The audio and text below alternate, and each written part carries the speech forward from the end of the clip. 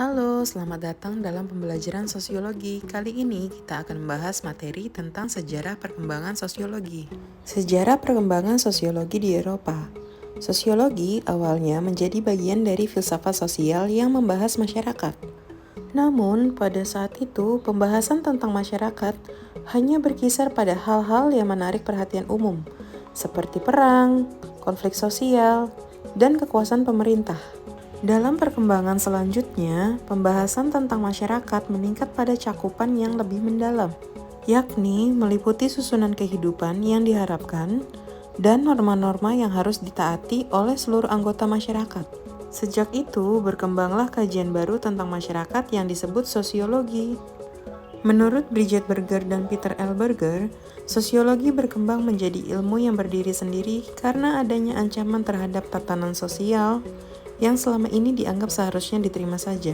Kemudian, Leon Decker mengidentifikasi ancaman tersebut meliputi revolusi industri dan revolusi Prancis, yang mana akibat revolusi tersebut banyak terjadi eksploitasi tenaga kerja dan urbanisasi yang sangat besar. Hal ini tentunya menjadikan dunia menjadi bergejolak dan banyak konflik-konflik baru muncul. Dari sinilah peran ilmu pengetahuan dibutuhkan untuk memberikan pengamatan serta pengalaman kepada masyarakat yang kemudian dikemas dalam rancangan ilmu sosiologi. Lalu ada perubahan di bidang sosial dan politik, perubahan akibat gerakan reformasi, meningkatnya individualisme, lahirnya ilmu pengetahuan modern, dan berkembangnya kepercayaan pada diri sendiri. Auguste Comte, seorang filsuf Prancis, melihat perubahan-perubahan tersebut tidak saja berakibat positif seperti berkembangnya demokrasi dalam masyarakat, tetapi juga berdampak negatif, salah satunya konflik antar kelas dalam masyarakat. Menurut Comte, konflik tersebut terjadi karena hilangnya norma atau pegangan bagi masyarakat dalam bertindak. Comte berkaca dari fenomena dalam masyarakat Prancis pada abad ke-19. Setelah terjadinya revolusi Prancis, masyarakat Prancis dilanda konflik antar kelas. Comte melihat hal itu disebabkan masyarakat tidak lagi mengetahui cara mengatasi perubahan akibat revolusi dan hukum-hukum yang dapat dipakai untuk mengatur tatanan sosial masyarakat. Oleh karena itu, Comte menyarankan agar semua penelitian tentang masyarakat ditingkatkan menjadi suatu ilmu yang berdiri sendiri. Sejarah perkembangan sosiologi di Indonesia. Sosiologi di Indonesia sebenarnya telah berkembang sejak zaman dahulu. Walaupun tidak mempelajari sosiologi sebagai ilmu pengetahuan, para pujangga dan tokoh bangsa Indonesia telah banyak memasukkan unsur-unsur sosiologi dalam ajaran-ajaran mereka.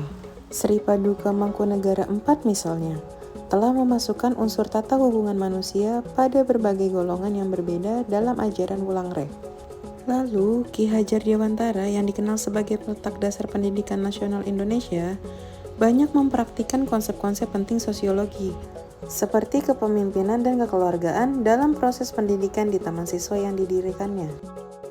Setelah proklamasi kemerdekaan, sosiologi di Indonesia mengalami perkembangan yang cukup signifikan. Sunario Kolopaking adalah orang yang pertama kali memberikan kuliah sosiologi dalam bahasa Indonesia pada tahun 1948 di Akademi Ilmu Politik Yogyakarta. Sekarang menjadi Fakultas Ilmu Sosial dan Politik UGM.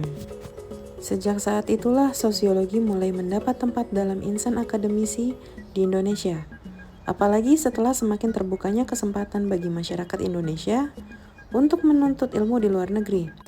Sejak tahun 1950, banyak pelajar Indonesia yang khusus memperdalam sosiologi di luar negeri kemudian mengajarkan ilmu itu di Indonesia. Buku sosiologi dalam bahasa Indonesia pertama kali ditulis oleh Jody Gondokusumo dengan judul Sosiologi Indonesia yang memuat beberapa pengertian mendasar dari sosiologi.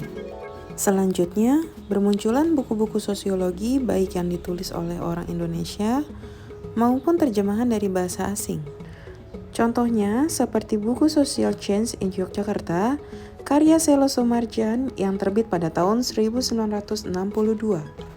Kemudian, tulisan-tulisan tentang masalah-masalah sosiologi juga tersebar di berbagai majalah, koran, dan jurnal. Selain itu, muncul pula Fakultas Ilmu Sosial dan Politik di berbagai universitas di Indonesia. Di beberapa universitas didirikan jurusan sosiologi yang diharapkan dapat mempercepat dan memperluas perkembangan sosiologi di Indonesia. Sekian materi kita hari ini, semoga bermanfaat. Terima kasih.